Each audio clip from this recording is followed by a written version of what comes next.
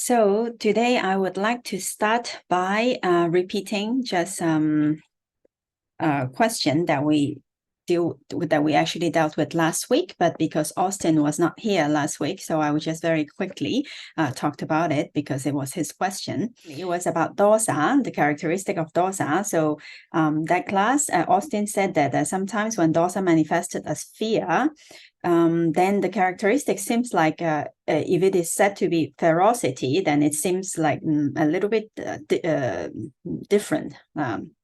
So I talked to my teacher about this, and then he said that we need to remember that the characteristic of dosa in this case, sometimes it manifests as violent or aggression, and but of course sadness and all this like very mild dosa is also included in dosa.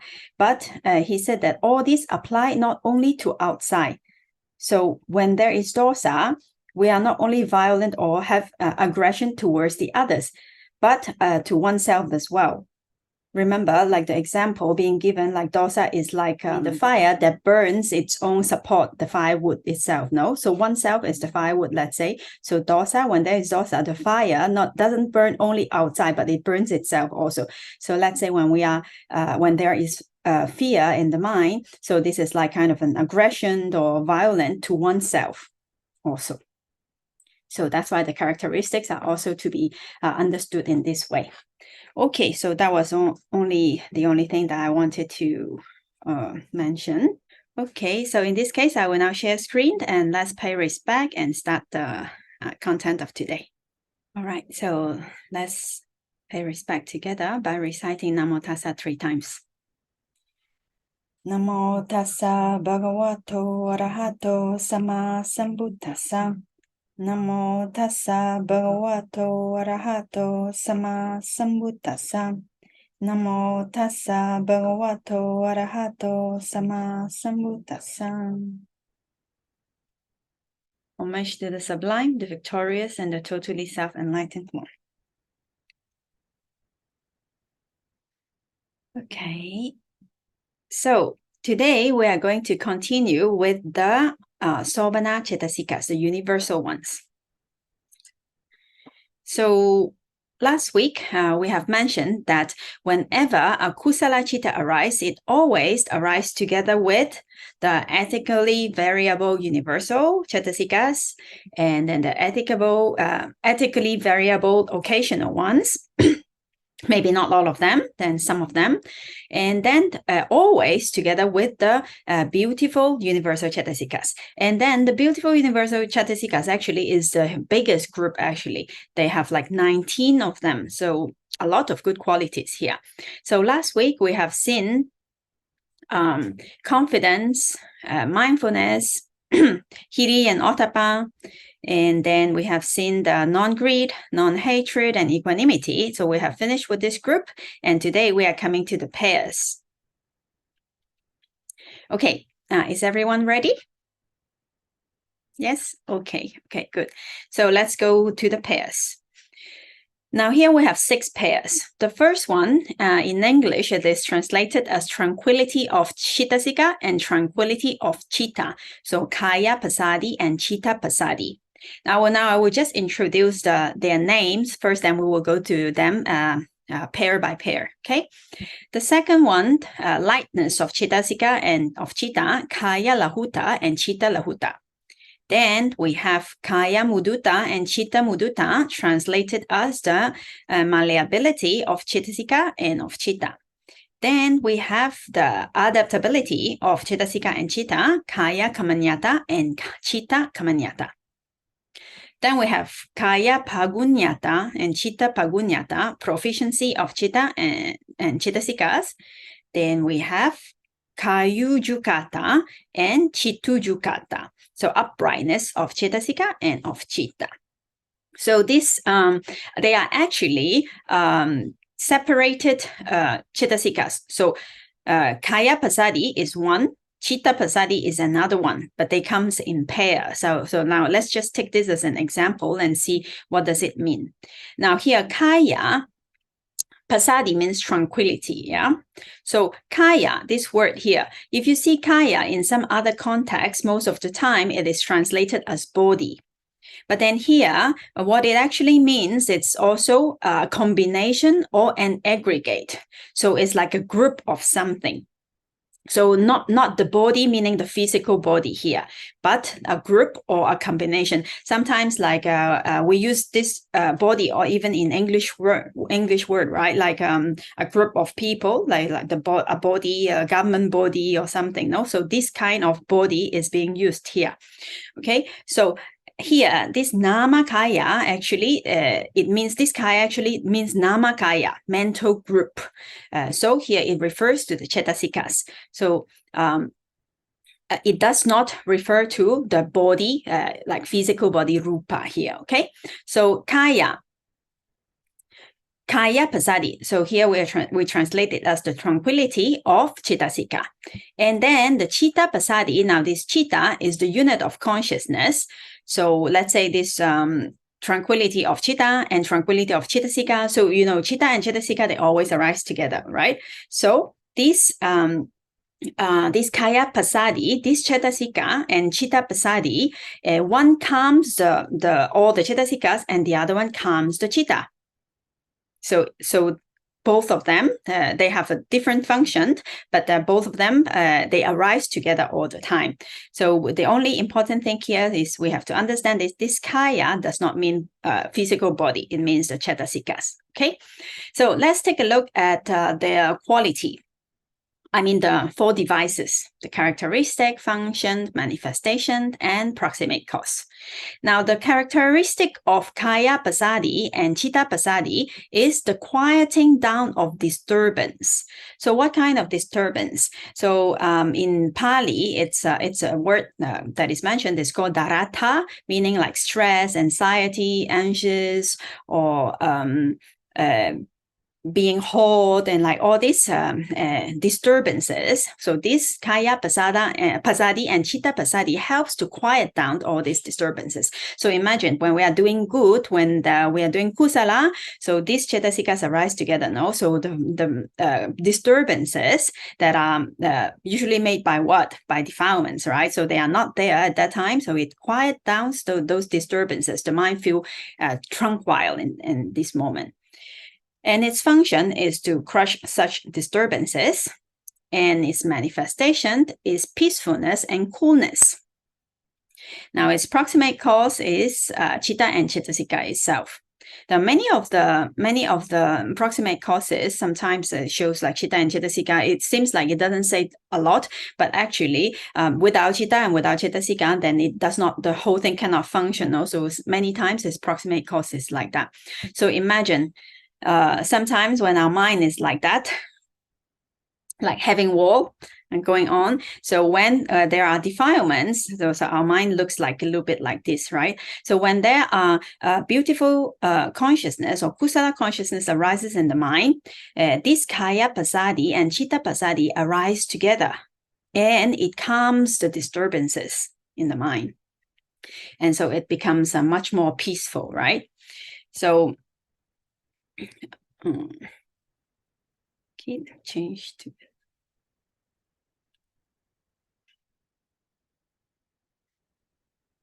So when there is mental tranquility, there is no restlessness or agitation. The example being given is like a very calm lake.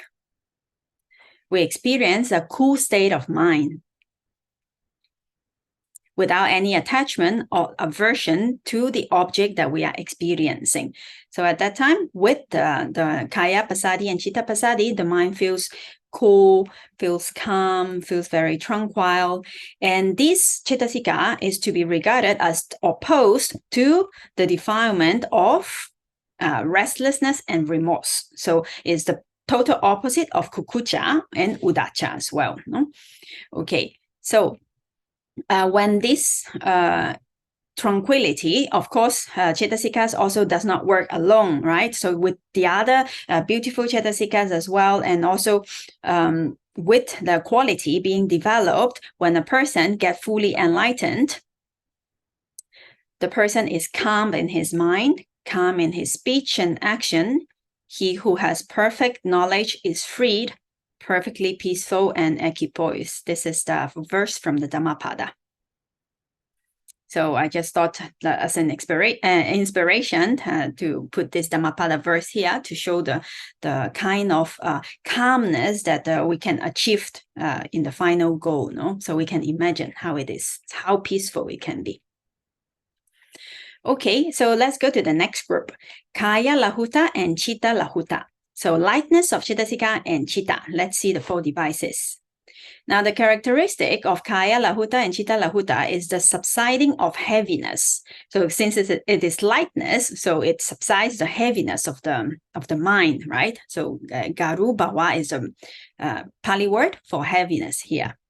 And its function is to crush heaviness, and its manifestation is non-sluggishness. And its proximate cause is Citta and Cetasikas. So imagine this is the mind. When there is a beautiful Citta-sika, the mind feels very flexible and very light and something like that. So when there is slot and topper, the mind is very heavy, right? But when one is alert, there is like mental lightness. So it is opposite to actually slot and topper, tina-mida, right? So lahuta is to be regarded as opposed to the defilement of tina-mida. So let's imagine when there is tina-mida is like heavy, like that. And when there is mental lightness with kusala, then the mind is light. So that's lahuta. Okay, so here I want to also share with you a quote, very beautiful quote. Joy is a sign of generosity. When you are joyful, you move faster and you want to go about doing good to everyone. Like Mother Teresa. So that's like when there is a goodness, when there is kusala, so there is joy. One is joyful, is generous. Like you remember, piti. Joy can also be associated when there is wholesome chittas, and generosity always. This is an universal Cettasika we saw already last week. It's always associated together. Then we want to, you see, she says that you want to move faster and you want to go do good to everyone, right? So this moving faster, this lightness, this happiness is also the characteristic of the wholesomeness, no? So I thought it was very beautiful here. And okay, so let's see another pair. Kāya-mudutā and Citta-mudutā. So malleability and softness of the Citta and Cetasikas. Its characteristic is the subsiding of rigidity, tamba, and its function is crush rigidity, and its manifestation is non-resistance, and its proximate cause, Citta and Cetasikas as well. Okay, so now when there is a wholesomeness in the mind, when there are beautiful Cetasikas, the mind is more malleable, no? So this Cettasika actually has this quality, has this characteristic of like the mental softness or malleability, that one is flexible and it's totally opposite with conceit and with wrong view. So mana and ditti. So the example being given is like the clay, when it is very soft and when it is moist, then it is malleable and it is soft. But then when it is totally dry, just like when there is conceit, when there is mana and wrong view, then it is very rigid and stiff, right? So this is the opposite, total opposite to mana and ditti. Muditā, so kāya-mudutā and Citta-mudutā, malleability of Cetasikas and Citta. Okay, so let's go to another pair, kāya-kammaññatā and Citta-kammaññatā. So this is the, how do you pronounce this? Pliability, right? Okay, pliability, thank you. Pliability and adaptability of Cetasikas and Citta. Okay, so let's see the characteristic of it. So it's the subsiding of non-pliability, akkamaññā bhava, and its function is to crush non-pliability. Then we have the manifestation as the success of Citta and Cetasikas in making any phenomena its object. So when it is adaptable, pliable, then it's successful in making whatever object it is taking the phenomena to its object. So it's manifested in this way, and proximate cause is Citta and Cetasika. And the example being given in the text is like gold. When it is when you want to mold the gold, you heat up the gold, and then at that time it is very adaptable. You can modify it, and you can put it into whatever shape, make it into whatever shape you want. And its opposite here is the remaining hindrances. So here, sense desire, ill will, and doubt. Because with sense desire, ill will, and doubt, it creates it makes the mind not adaptable, no, because we are very much holding on to the object with defilements, no, in this case with sense desire or with ill will and like that. So the mind is not adaptable. But the opposite to it is the adaptability of Citta and Cetasika. Okay, let's move to the next group. So kāya-pāguññatā and Citta-pāguññatā, healthiness of Cetasika and Citta. Now its characteristic is healthiness of the mind, and its function is to crush unhealthiness of Citta and Cetasika. So why would the mind be unhealthy? So when there are defilements, then the mind will be unhealthy, no? So this Cittasikas this group that we're looking at, it always arise together with beautiful Cittas. So it's the opposite, is the other side, the opposite of defilements and of heaviness and unhealthiness and all those that are not good qualities, no? Now it is manifested as the absence of disability. So it means it is very healthy, it can do anything, and the proximate cause is Citta and Cetasika. So let's see what it is. What is the opposite of it, of mental healthiness? The opposite of it is the lack of confidence and the lack of mindfulness. So when the mind is with confidence and with sada and with sati, sada and sati, they are also universal, beautiful Cetasikas, right? In last week we have already seen them, and then so with this Cetasika, this mental healthiness, it is the direct opposite to those that are without or lack of the confidence, or like feeling like not happy. Why is the mind unhealthy? Because there is no confidence, there is no sati, and there are other kinds of defilements, right? So this is the opposite of that. Okay, let's go to the last group. The last group is Kāyujukatā and Cittujukatā. So it's rectitude of Cetasika and Citta. Now, its characteristic is the uprightness. So when the mind is in a wholesome state or is in a beautiful state, then it feels very upright. And its function is to crush tortuousness. Sorry, I don't pronounce this very well. Like how do you call that? Like crookedness, no? And it's manifested as non-crookedness, and its proximate cause is Citta and Cetasika. Okay, so it is said that when there are unwholesome states in the mind, then the mind is said to be crooked, no, it's not straight. So it is like when there are hypocrisy and fraudulence and all these defilements, and then this uprightness is the total opposite to these kinds of quality. So mental uprightness versus the hypocrisy and fraudulence. All right, so now we have seen the 6 pairs of the beautiful universal Cetasikas, and these mental states, they always arise in a pair. Now here there is an important point that I also want to share with you. Before we go to that, let's just look at the other slide.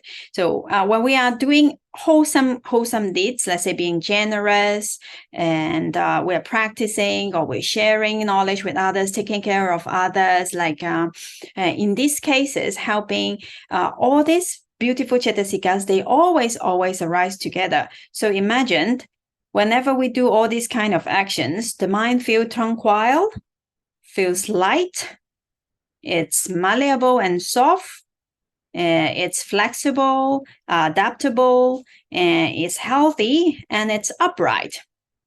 So it feels really good, right? When the mind is in a wholesome state or in a beautiful state. So now here, sometimes even when the mind is feeling like this, even the body feels light, right?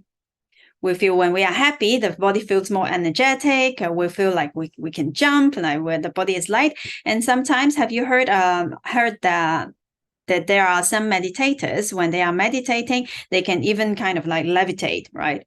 Like the body can feel even so light, until that kind of degree, right? So yesterday, I think Edith, she is now in retreat and she cannot join this session, but she sent me a question last night. So she said that she wanted to ask, like, this kāya, the kāya that we have just explained, this kāya-lahuta or kāya, this kāya meaning Cetasika, we have already explained, right? So she said that if our body also feels good, but this kāya, why does it mean only Cetasika? Does it also mean like the body, the physical body? So I wanted to explain about this. Then actually, this Citta-passaddhi is purely mental. So we have to understand that when it says, let's say, kāya-lahuta, like this lightness of Citta-passaddhi, it means really only Citta-passaddhi. It does not relate to the, I mean, not that it doesn't relate, it does not refer to the physical body here. But of course, when we do good, there is some kind of material property that is called Citta-rupa, the rupa that is produced by mind. Those kind of rupa are being produced by good quality of mind. Let's say now this beautiful quality, beautiful chittas, they produce some kind of rupa. No? So those kinds of rupa are also light. So when we do good, then this kind of material quality, material property are also being generated in the body at the same time. So therefore, we feel good about it. We feel light and we feel happy, and the body also feels like active and like Mother Teresa. She said, like, you want to move around and help others, like that. So body also feel good because of good mind. Because mind and body, they are actually very intimately related with each other, right?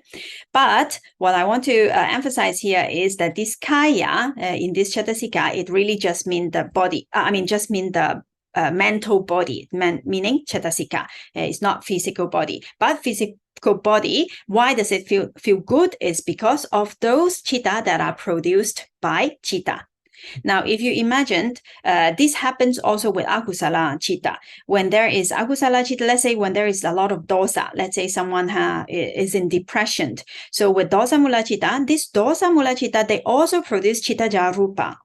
They also produce material property, right? So many people say that when they experience the depression, the body feels so heavy, like they get light in bed and then they cannot get up, and so this also affects the physical body. So it is because of the material property that is being generated by chitta. So they are related, but they are not the same. Okay, so in chapter 6, we are going to look at rupa in more details. And then rupas, this rupa that is in this physical body is produced by actually 4 causes. So some of the rupa are produced by mind.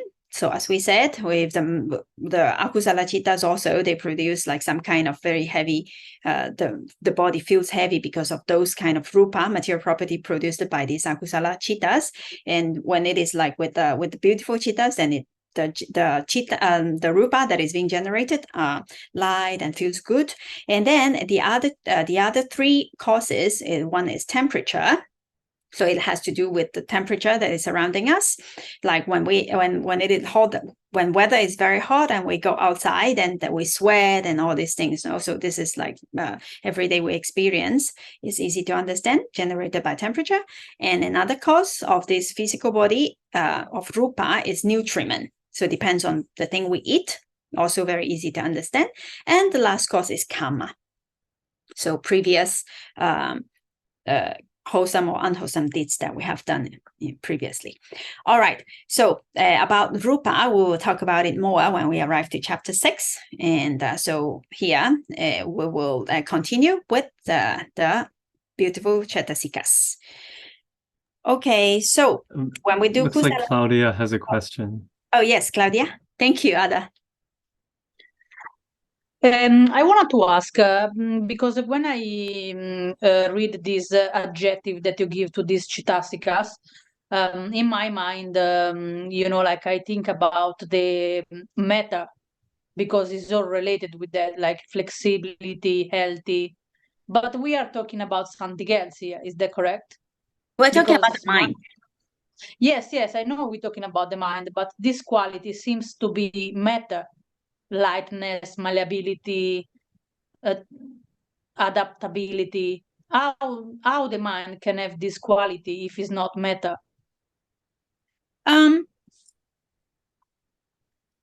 Okay. Or so, it is. Now, I think it's not so difficult to understand. Like, if the mind is adaptable or flexible, it doesn't necessarily, I mean, something is flexible doesn't necessarily mean that it is like this. No, it doesn't have to be meta. It doesn't have to be something. But you sometimes we say that this person is very not flexible, like he has a fixed idea and he cannot change his mind. He's not flexible at all. It's so difficult to work with, right? So yes. This is flexibility that is applied to the mind, because it doesn't mean that this person cannot bend his body, but meaning his ideas are very fixed, is not flexible. And so adaptable in the same way. Let's say someone, when he goes to another country, if he's adaptable, then he can stay comfortable in a different culture, like with different food, different custom, and he's okay with it. Right, but that's totally about the mind. Then whether his body, the food is suitable to his stomach or not, then that's something else, right? But that adaptability, it's also about mind. It's also about the attitude of the person. So when the mind is in a good state, in a wholesome state, then it is adaptable. It's easygoing. It feels lightness, like it's not like very heavy, rigid, and stubborn, and like that. No. So I think these adjectives also apply to the mind. Does it make sense? Yeah. Yes. It makes sense now. Thank you. Okay, you're welcome. Can I ask you something else as well, yes, sure. if it's possible? Sure. Like, I want to understand, you say that when a kusala chitta arise, that all the Cetasikas is arising and ceasing together. Is that correct? When akusala or kusala, can you say it again? Kusala. Yeah, when kusala chitta arise, then all the Cetasikas as well rising and ceasing together. Yes, actually, all kind of chittas together with the Cetasikas that arise together, they are always arise together, exist together, and cease together at the same time. Yeah, so my question is, which is the difference between the first group and the second group? So like the confidence, the mindfulness, and then the pair. No, they are the same. They are the same. They are all universal Cetasikas. I mean universal beautiful Cetasikas. So when there is a kusala chitta, kusala Cetasika, I mean kusala chitta or a beautiful chitta, then all these 19 arise together, exist together, exist together. No, this one I understood, but my question is why the first group is only one and the second one is they rise in pair. Okay, so which is the characteristic. Yeah, I understand your question now. So you mean why this is in pair? Why there is no confidence of the chitta and confidence of the Cetasika, like that? Exactly. Yes. Yeah, I think it's more because it's more kind of like a quality, like the lightness or malleability and tranquility. You see, like all these are like more like quality to it. And also it is mentioned in the in Sayadaw Silananda's book, the explanation that Sayadawji gives is like they are mentioned in pairs because when they are together, they work together. Like this quality arise when both of them are worked when it works together. Like when the chitta is only the chitta is being adaptable and Cetasikas is not adaptable, then they cannot perform the function perfectly. So chitta also must be adaptable. Cetasikas must also be adaptable. So that's why they did it. They do it in the they arise together and then perform their function together. So they are in pairs. But while the other ones, they doesn't, I mean, it applies probably because it is, it itself is like it's a Cetasika itself, no? It's like the confidence or the mindfulness, or so it is not being separated as of Citta and of Cetasika in this case, in this group. Okay, thank you very much. You're welcome. Thank you. Okay. All right. Okay, so let's take a look. So these are the universal Cetasikas of the wholesome, or of the beautiful Cetasikas, group of universal. And then let's compare with the akusala universal Cetasikas. There are only 4 actually: moha, ahirika anotapa, moral shamelessness and moral fearlessness, and uddhacca. Right, so restlessness. So there are 4 universal unwholesome, and then there are 19 of the beautiful universal. Okay, so let's just imagine the mind, the neighborhood of the mind. When the mind is healthy, having good quality, and then there are confidence, and there will be loving kindness, adaptability, mindfulness, equanimity, patience, flexibility, uprightness, softness, friendliness, non-attachment, lightness, generosity, gentleness, and more, no? So imagine the vicinity, imagine the neighborhood of the mind here is a very pleasant place to be, right?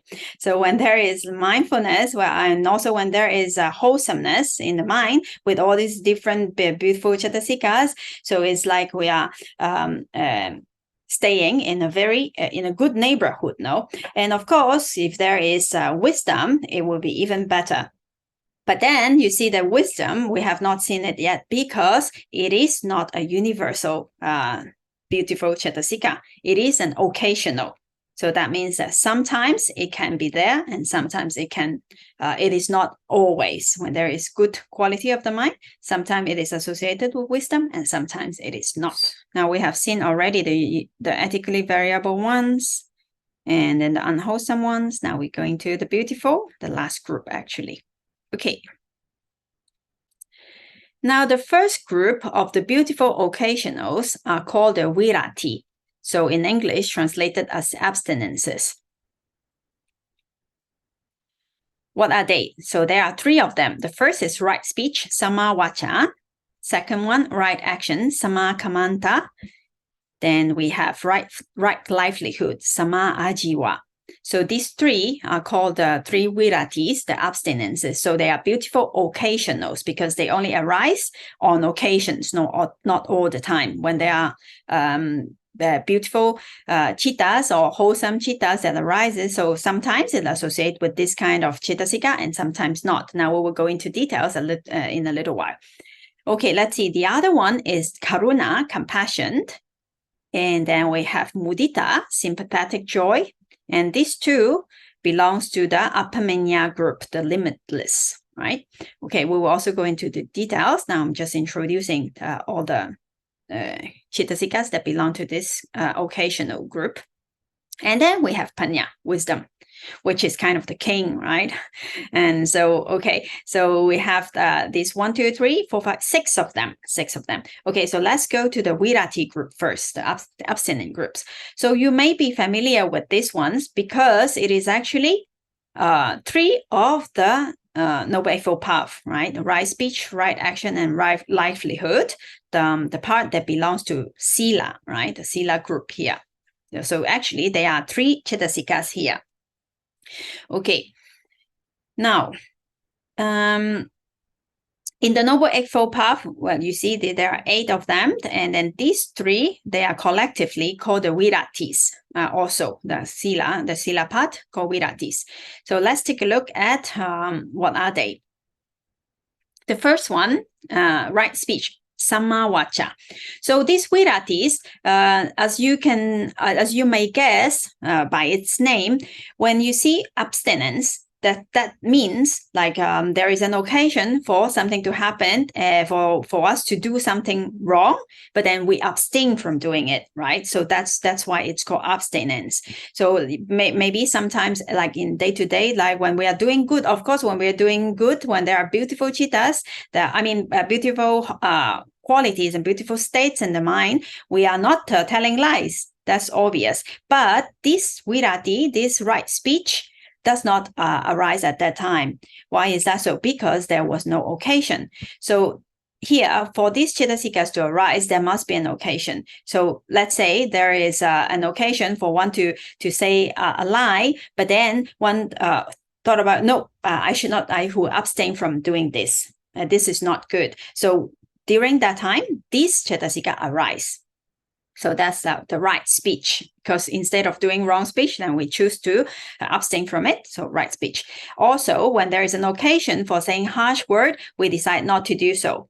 So that at that time, right speech arise.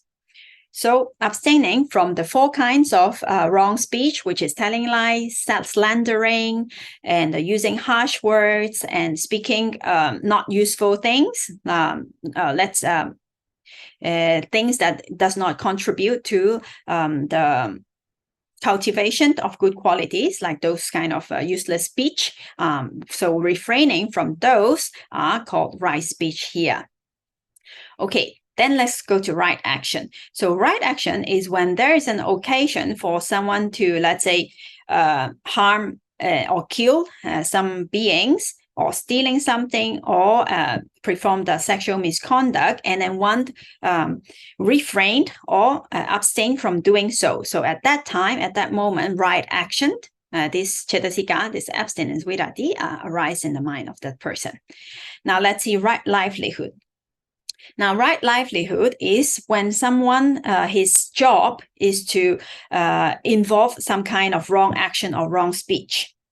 For example, a person, then his job is fisherman, so he kills fishes every day. So the killing is a wrong action, right? But because it is his livelihood, so for him, if he abstains from doing so, then this right livelihood arises in his mind at that time, this cetasika. So now what is the difference here? For example, a person, let's say there is an occasion, then she went fishing, and then they catch, just for leisure, it's not her livelihood, but they just went for holiday, and then they catch a fish, but then she decided that they should release the fish back to the sea. And then in this case, what happens is that it is not right livelihood, but for her, it is actually right action, kāya-kammaññatā. Is the difference clear here? Because it is not for making a living. It is just an occasion that she had the opportunity to do so, but then she abstained from doing so. So it is right action. But for a person who does that for livelihood, then for that person, it will be samma ajiwa, right livelihood. Okay. Now, so if there is right livelihood, there must be wrong livelihood, no? So what are the wrong livelihood? So wrong livelihood, described by the Buddha, is dealing with poison, dealing with intoxicants, weapons, and dealing with human or killing, and also human trafficking, and all these things. So all these are included as in wrong livelihood. So if a person had an occasion, or let's say he sold this alcohol, and then on the day, then he said that today I want to keep the precepts, and I will not perform or killing or something, so I will not perform that. Then at that time, for him, he's keeping the right livelihood for that time. Okay. All right, so for these abstinences, the virati, there are 3 kinds actually. The first type is called abstinence on occasions. So that means like when there is an opportunity, or there happens an occasion that we can perform some kind of wrong action. Let's say the 4 types of wrong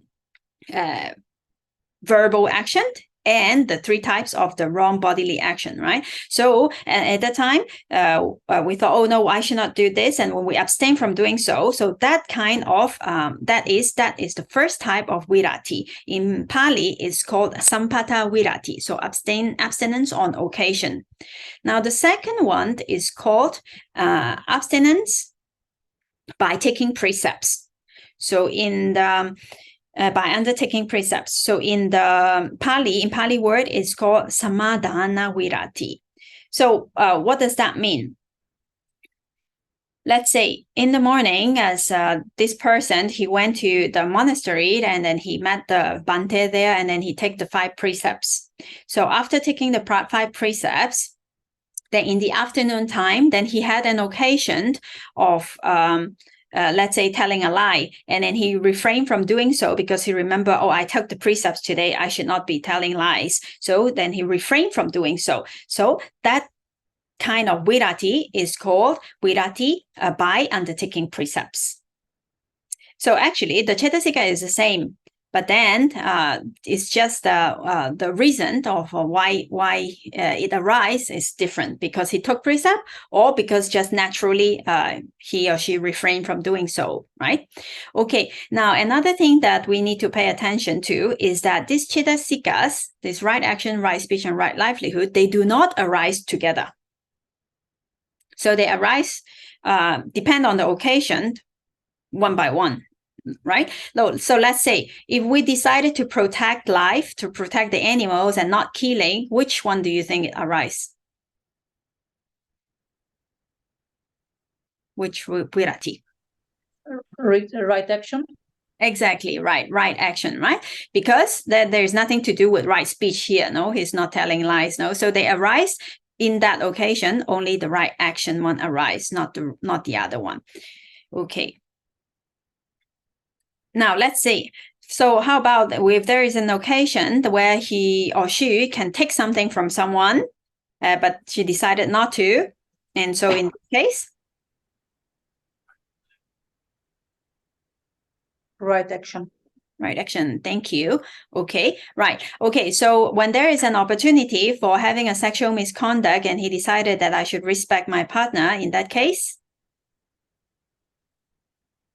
Right action. Right action also, right? Okay. And also sometimes, not necessarily,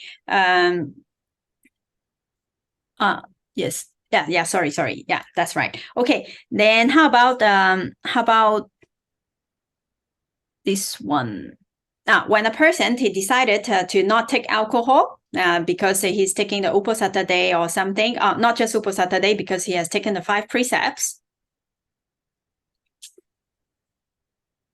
Which one? Right action, right speech, right livelihood? Right action. Right action. Thank you, Claudia. Yes. Okay. So in the same way, when a person, he has an occasion to tell lies or say some harsh words or so, then he decided not to do so. So obviously this is right speech, right? Okay. Mm-hmm. Now, when a person has a livelihood of, let's say, his work is to make marketing calls and making false description of the product or all these kind of things as his livelihood. Then that day he decided not to tell any lies, and in that case, then that would be for him right livelihood, right? So same thing, but depending on if these actions related to his livelihood or not. So this will also arise depending on the situation. Okay, so I think it's clear and it's easy to understand. Is that okay until here? Yes. Yeah. All right. Okay. So let's see the last type of abstinence. Now, this last type of abstinence is actually abstinence by eradicating mental defilements. And in Pali, this is called samucceda virati. That is the abstention which is accomplished when mental defilements are eradicated. Now, when are mental defilements being eradicated? Anyone remember? When we reach the state of Sotapanna. Yes, and so when Magga Citta arise, no, actually. Yes. Yes. So when we attained any kind of magga and phala citta at that time, or especially magga actually, then some kind of defilements are either being weakened a lot or being totally eradicated. So when a person attained at least sotapanna, you remember that a person, when he attains the sotapanna magga, then he will no longer be able to break the five precepts, right? Because he already eradicated those kind of defilement that leads him to do those kind of wrong. So because the latent tendency is also being eradicated, so he will not naturally, he will not break the precepts. And in this case, as these three virati is actually part of the Noble Eightfold Path, right? So at that time, this is the maganga, no, and factors of the of magga path factors, these 8 path factors. So this is the only time that these three viratis arise all together at the same time, during magga and phala citta. Okay, although a person is sitting in meditation during magga, let's say when he's getting enlightened, obviously there is no occasion for him to kill, to steal, and to have sexual misconduct and to do all this wrongdoings. No, there is no occasion. But because he has eradicated some kinds of defilements, so naturally these abstinences is intact in his mind, and as part of the Noble Eightfold Path, it arises only in this occasion, the 3 of them all together at the same time to complete the Noble Eightfold Path. Okay. All right, so let's take a look at the 4 devices of the viratis. Now, the characteristic of these abstinences is non-transgression. And its function is to shrink back from unwholesome deeds. And its manifestation is the abstinence from such deeds. And the proximate cause special qualities such as like confidence, hiri and ottappa, the moral shame, moral fear for wrongdoing, and the this is also very nice, fewness of wishes, like not wanting a lot, not having a lot of like attachments or wanting or like that. So it's also the proximate cause for virati. Okay, so now we have finished the virati group. Let's go to the next group, Karuṇā and Muditā. Do you want to take a break here, or should we continue? Should we take a break? Yeah, okay, so we'll come back in 5 minutes and to continue with the other 3 Cetasikas. Okay, see you in a while.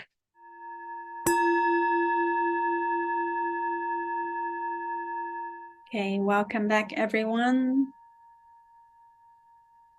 Okay, so I encourage everyone to, if possible, switch on your camera so I can see you. It's better if I can see your faces. So sometimes I know if I see some faces like looks like not very clear or like having questions or something, that it will be more helpful. Okay. All right. So we have just finished the virati and about to go to the Appamaññās, the limitless. So before we continue, I want to ask if everyone it's okay. It's am I speaking too fast?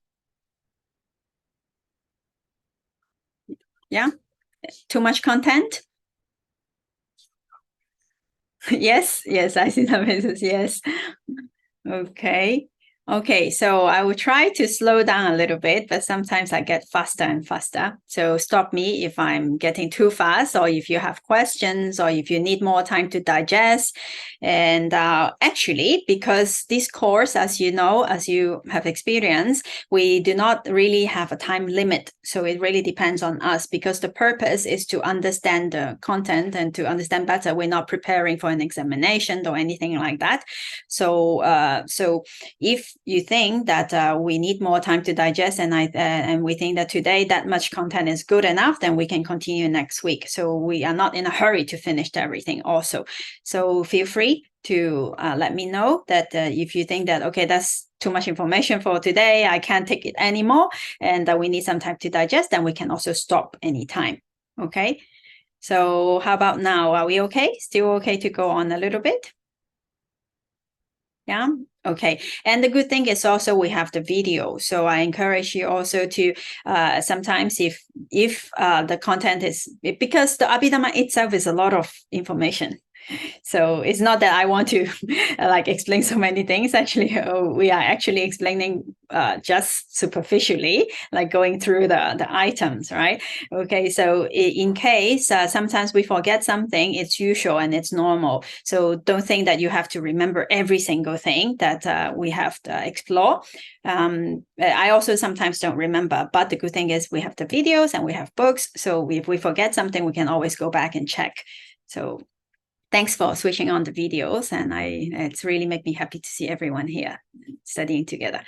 All right.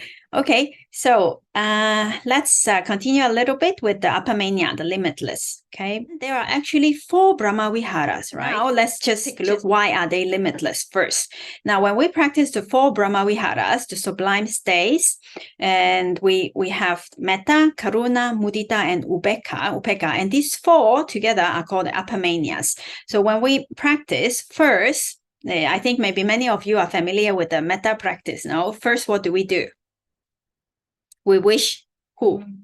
Goodness, oneself, right? Yeah, I saw Mila. Yes, so we wish ourselves, may I be well, may I be happy, may I be peaceful. So we generate this kind of intention in ourselves. So we practice generating metta towards oneself. Then the next group is we generate a metta to a person that is good to us, good to us in the sense that is our benefactor, our teacher, or parents, like that. Yeah, the second group. Then the third group, we have someone that we might not even know, some general, anybody, can be anybody. The one that just the person that just crossed the street, or any person, right?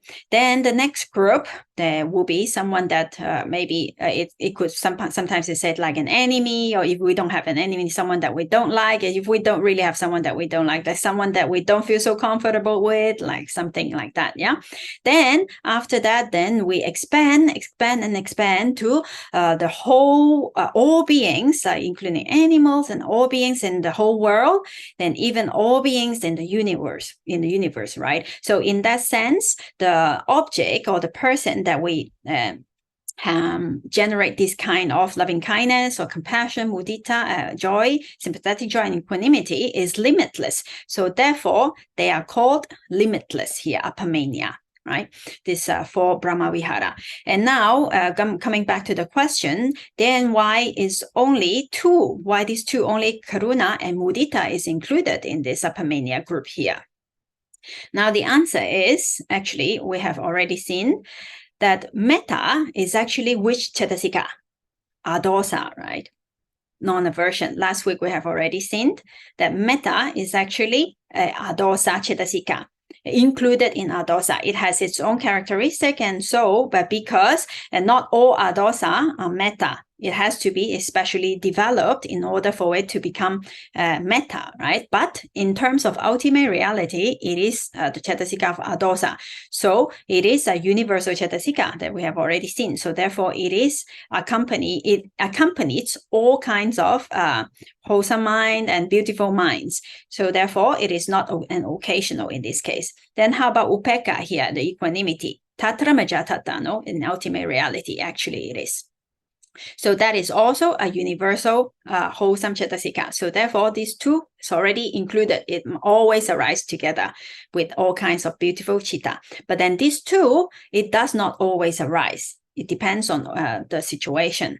So let's see. Let's take a look now at the other, the Karuṇā and Muditā.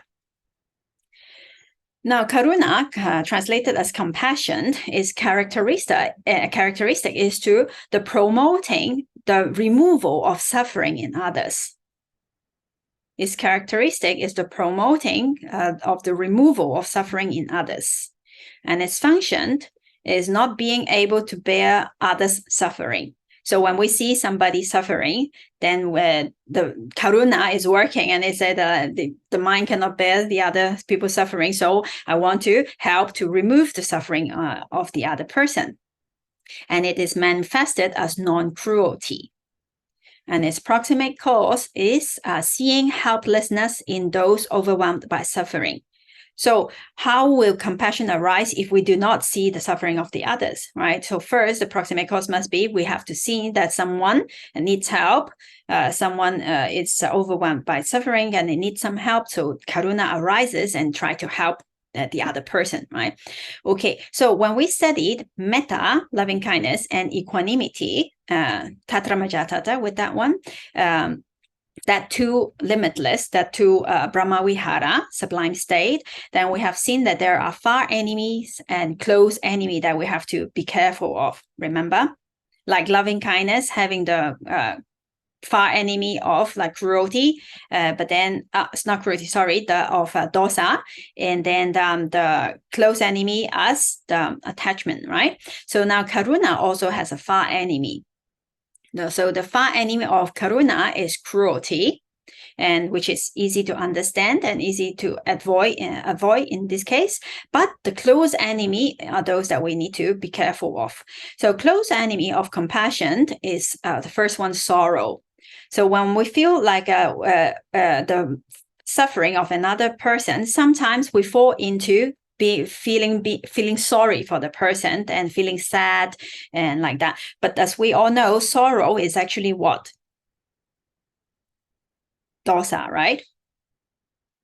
So if the compassion falls into dosa, then it is not compassion anymore. It's no longer compassion. So we have to be careful. Like we are trying, what is the characteristic of Karuṇā, of compassion? Trying to remove the suffering of the other, no?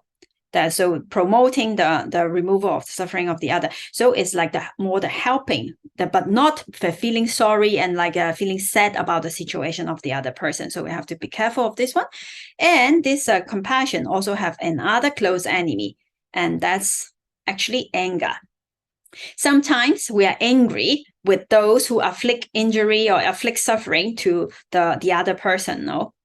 So these two, like feeling sorry of the one who is hurt and feeling angry to the one who did the deed, no, that make the person suffer, no. So we have to be careful that compassion does not turn into sorrow or anger. Now this example being given is beautiful. It's like compassion is actually like a very beautiful flower that is blooming in our mind. But once sadness and anger touch it, then it just withers.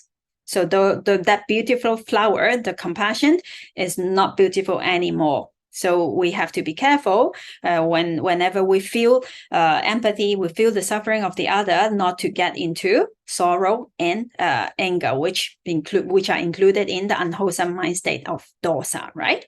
So just keep it in compassion only, in the beautiful state. Sometimes not easy, but now we are reminded that there is this danger that we can watch out and be careful of that. Okay, so let's go to the other muditā, the other Appamaññā, limitless. So sympathetic joy, muditā. Let's see the characteristic. Now, the characteristic of sympathetic joy is the gladness at the success of the others. So when other people are success, and we feel glad and we feel happy for them. And its function is being unenvious as the others are success.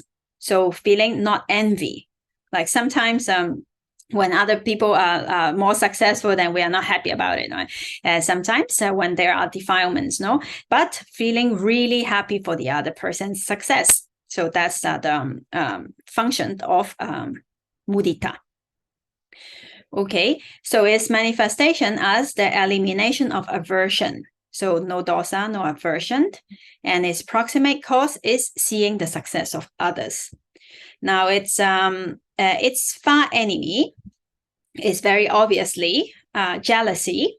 When we are not being able to accept the success of the others, like seeing that others are better than us in whichever aspect. It also has a close enemy, and this close enemy is superficiality and acceleration. So sometimes we are very happy for our friend's success, and she got a promotion, and so yay, let's party, right? So that's not just mudita. Now it's going a little bit a lot. So that is the close enemy. So that we have to be careful of that one. Okay, now. About Karuṇā and Metta and Muditā, actually, they are all qualities of like very good qualities, but like how are they different? Let's say if we are a general person, let's say the general well-being is in this line. And if there are someone that is, let's say at that moment, a little bit worse than ourselves in, let's say, physical or mental situation, in that case, then Karuṇā may arise in the person, in the mind of the person.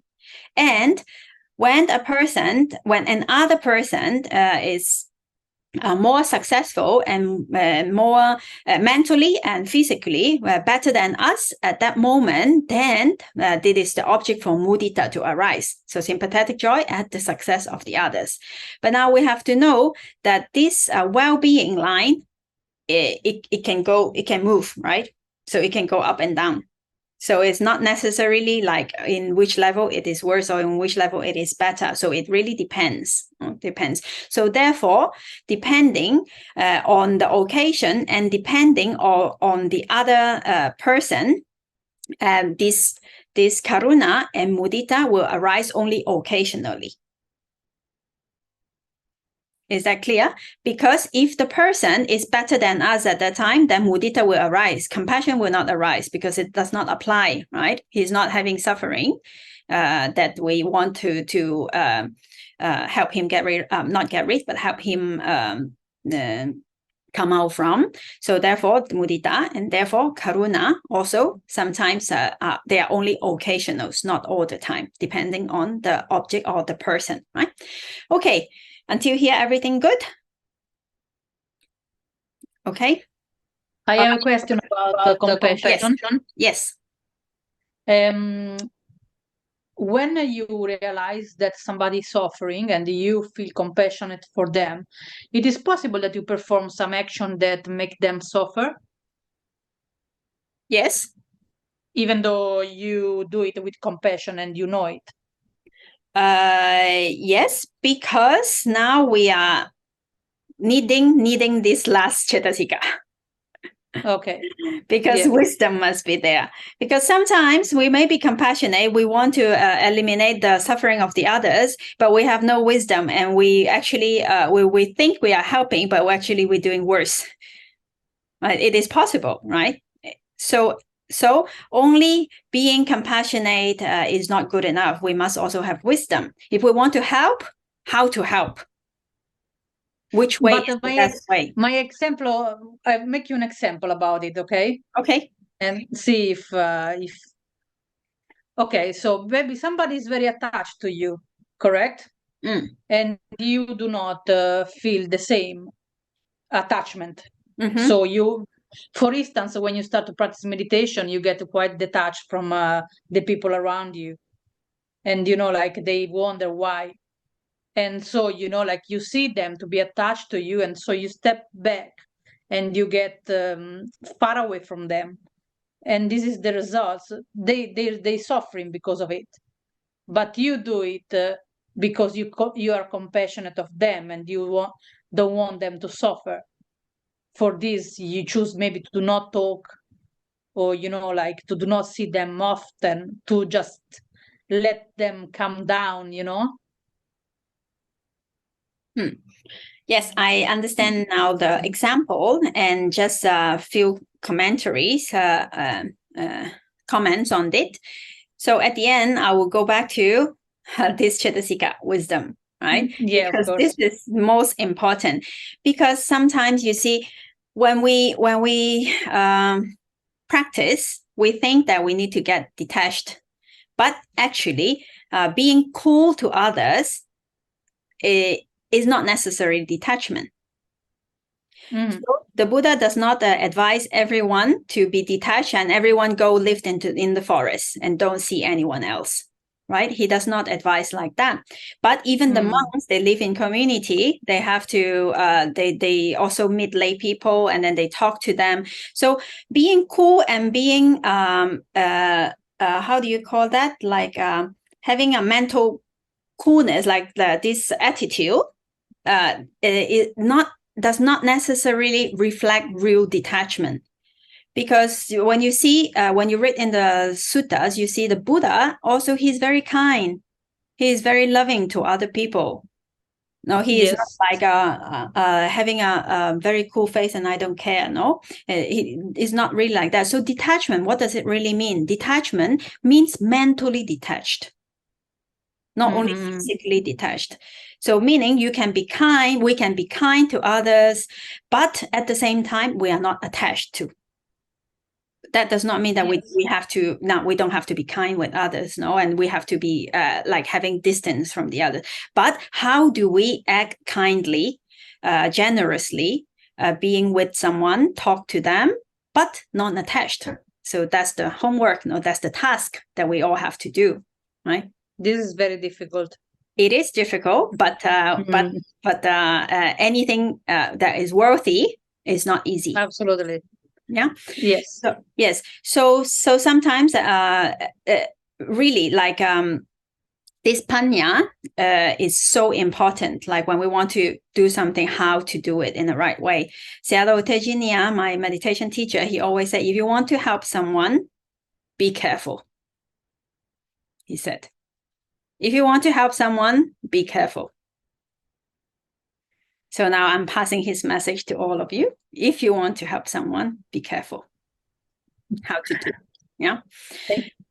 Thank you. So yeah. So let's go to the last Cetasika, a beautiful Cetasikas occasional here, Paññā, which is very, very important. Now, Paññā here, you see this word, sometimes it has a different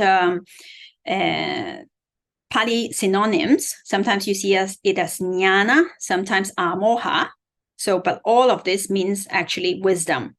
And then in the Cetasika itself, it's actually called panindriya. This Cetasika is actually called panindriya. So what does it mean? In Pali, it's the combination of actually paññā and indriya. So it's wisdom faculty. So what does the wisdom faculty does? What does it do?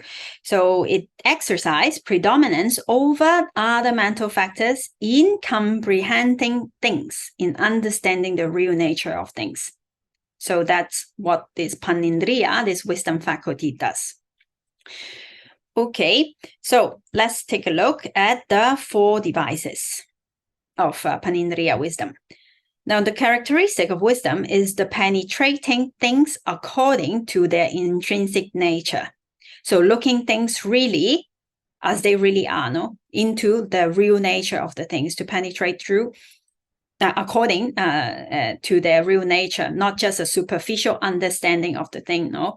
So it is described, sometimes wisdom is described as a sharp archer that whenever he or she shoots, then it always hit the target.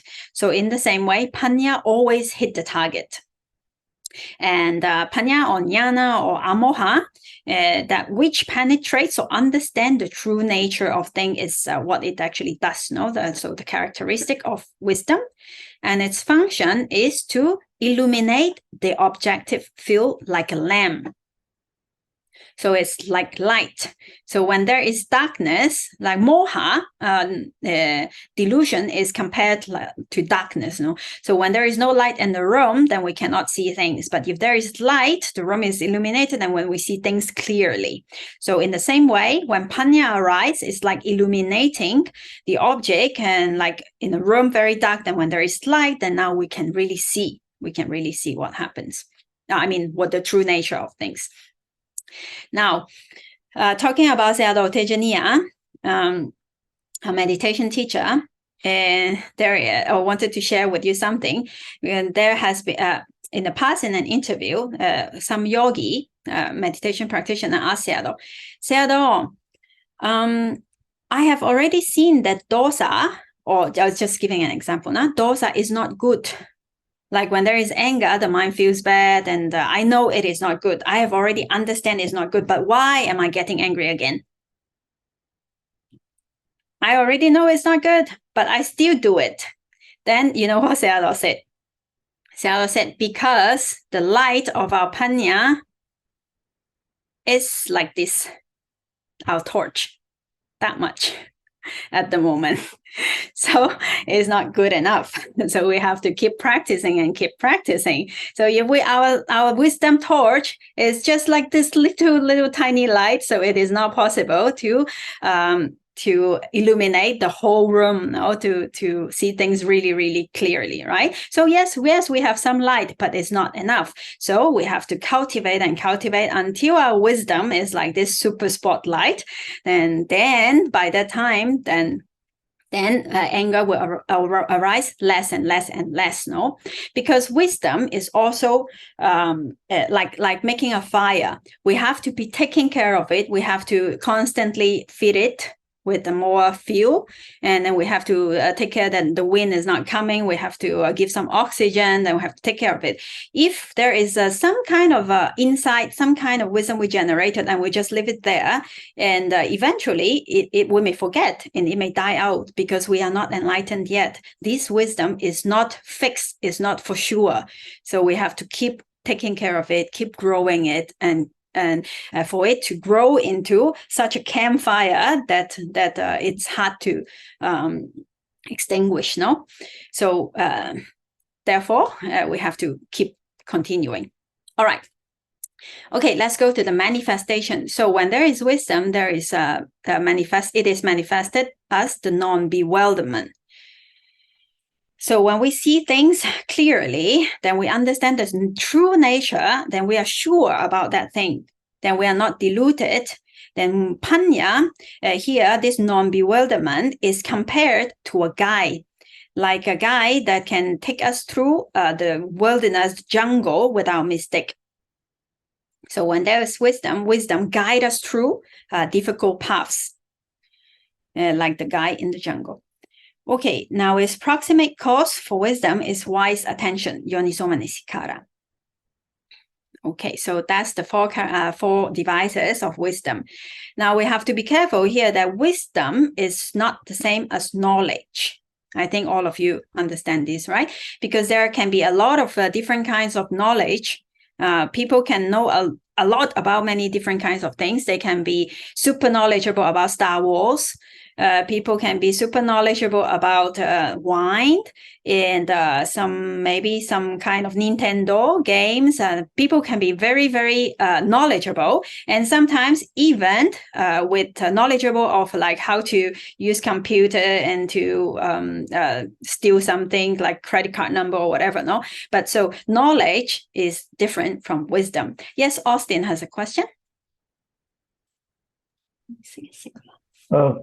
Can you explain what is the non-bewilderment again? I didn't quite. What do you mean by that word? Non-bewilderment.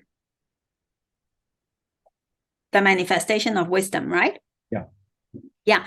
That yes. One is manifested as not being lost, and then he's very sure about what is right. And that's the characteristic of Paññā. When we see the true nature of the thing, then we are sure about it, and then we are not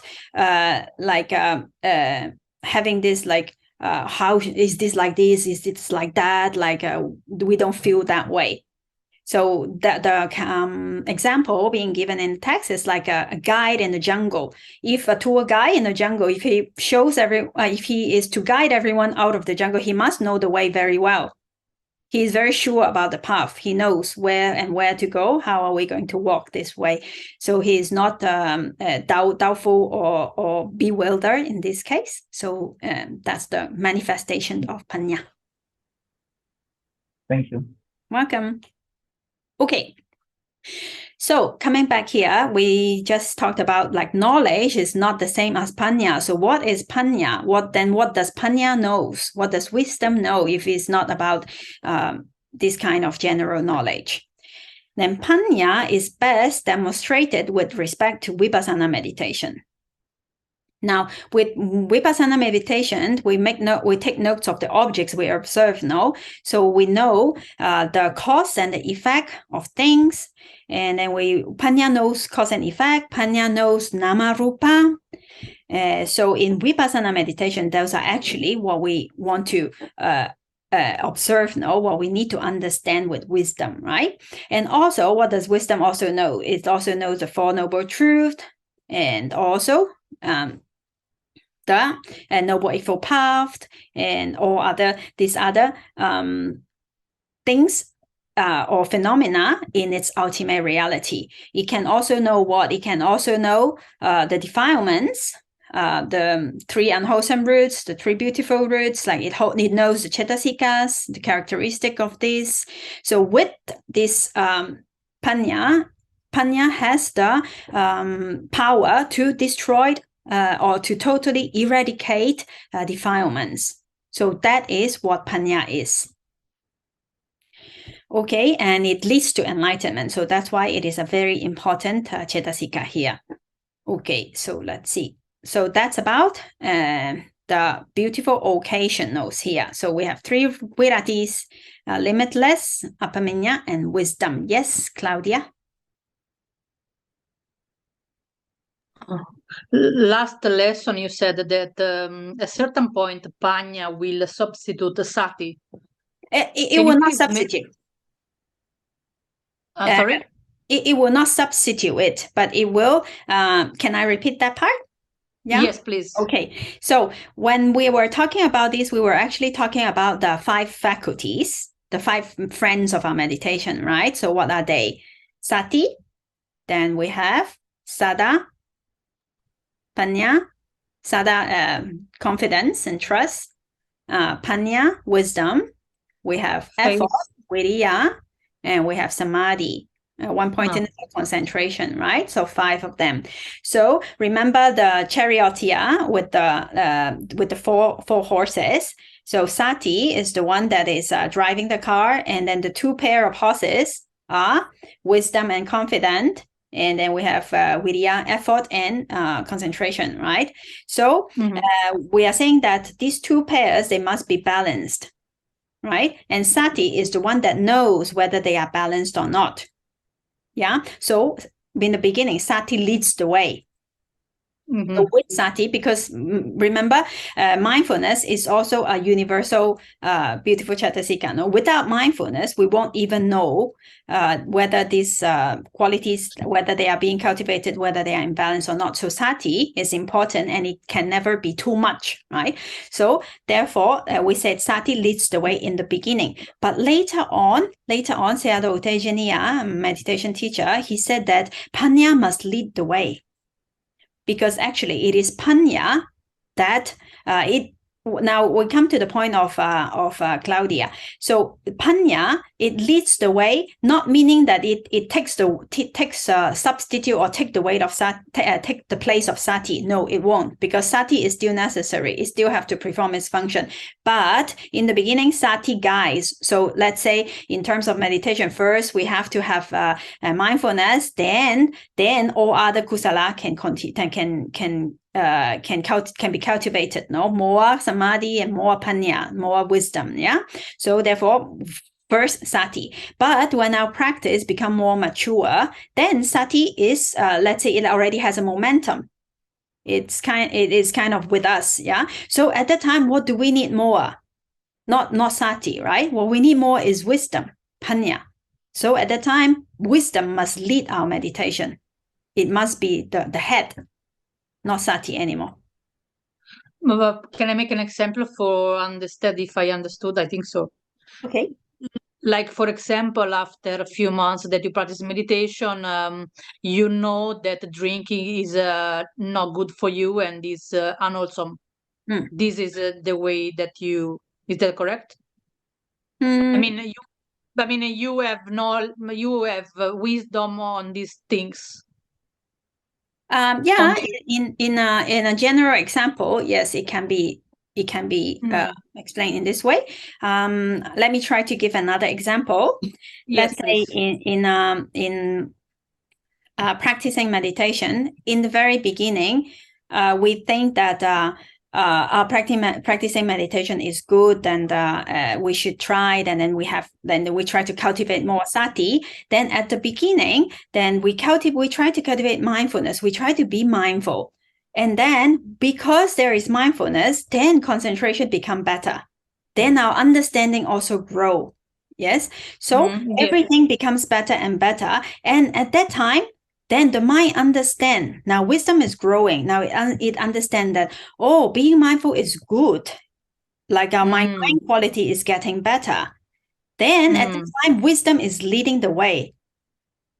Then it would think that, oh, it is good to cultivate more mindfulness, cultivate more concentration, and it is leading to good result. And then because of that, then everything becomes stronger again. In the very beginning, we might not have experienced that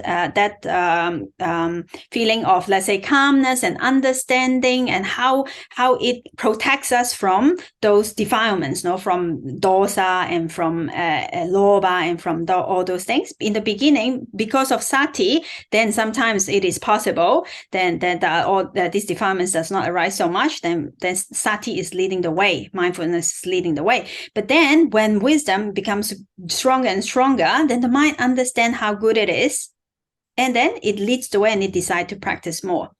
And it is also wisdom is easier to let go of those defilements. Also, no.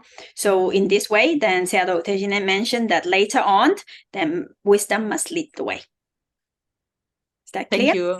Yeah, absolutely. Yeah, thank you very much. Okay, you're welcome. Okay, so until here, anyone else has any other question? No? Okay. All right. So until here, then we have actually finished the 52 Cetasikas. Congratulations, everyone. Okay, so there are actually some other, just like an advertisement, because I think it's better that we do this next week, but otherwise it will be too much content. So advertisement for next week. And we are going to look at a little bit more about knowing and understanding. We will take a look at the difference between sanya, perception, vijnana, consciousness or citta, and paññā. If you see these words, you see in English, perception, consciousness, and wisdom, like it seems that they're not much related with each other, right? So, well, three things, right? But if you look at the Pali word, you see the root, the Pali root ñā here. Sanya, vijnana, paññā, right? Very obviously, they are from the same root, meaning to know. So they have something in common, but they are not the same. So next week we are going to look at like how are they different. And then after that, we are going to look at the Sampai Yoga, which is the last part of chapter 2. That is the combination. So finally, we have already first chapter. We have gone through the menu of what kind of citta exists, like what kind of consciousness is possible for any being. Now we have seen that. Then chapter 2, in the beginning, we have seen all the Cetasikas. Now we know the dishes. Now we know the ingredients. The next step, we are going to look at these ingredients goes into which menu. So it's the combination of citta and cetasika. So this cetasika appears in what kind of mental or what kind of citta. So that's what we are going to look at next week. All right. So until here, then we will stop, and then let me just stop sharing the screen here. Okay, so we have still some time. If you have any questions that you're welcome to ask. If not, then we can also continue with our day and continue next week. Anything? Yes, Claudia? Yeah, like now that we have finished the Cetasikas, we see that the beautiful one, they are more than the unwholesome, correct?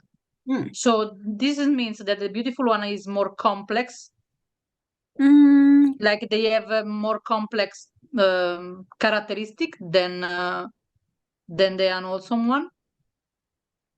You mean there are more beautiful Cetasikas than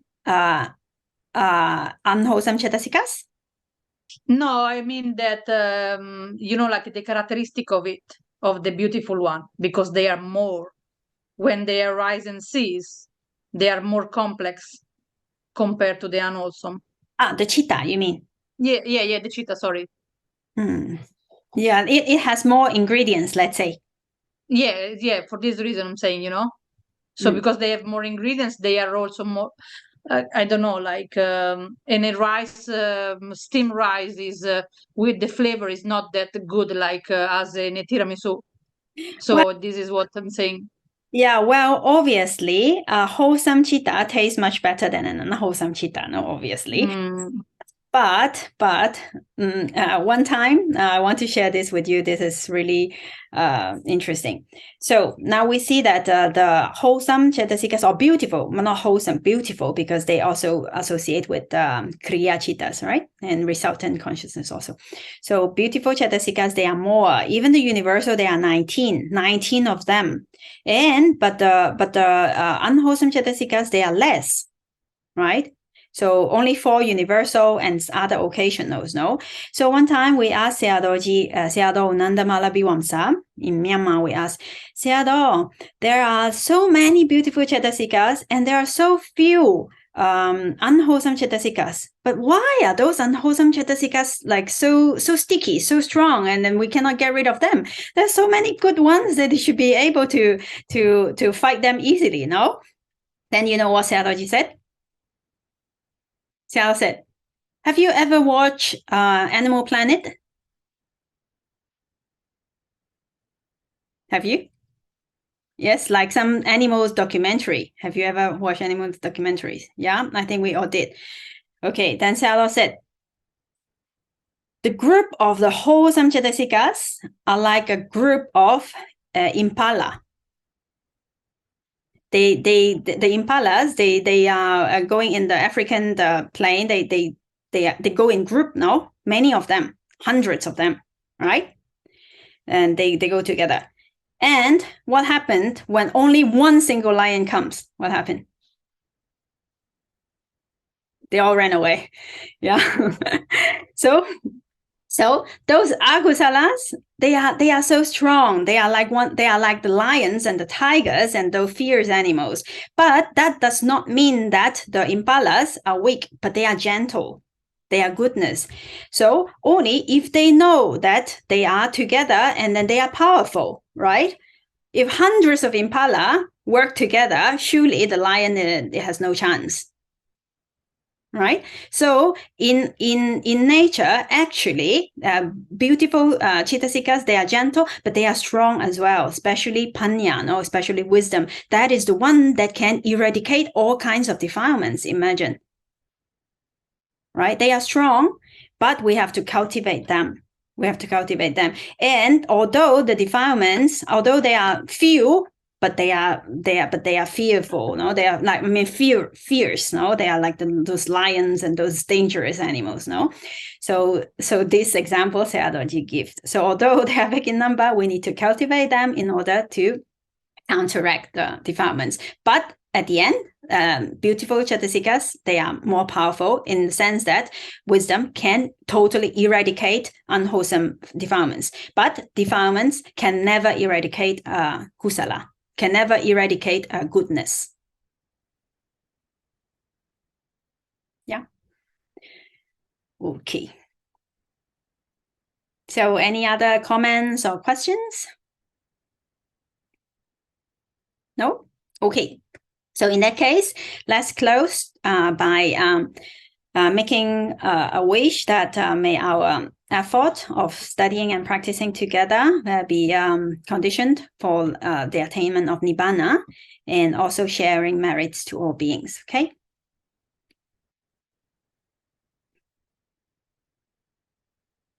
Idam no punyam Nibbanasa paceyo hotu. Idam no punyam Nibbanasa paceyo hotu. Idam no punyam Nibbanasa paceyo hotu.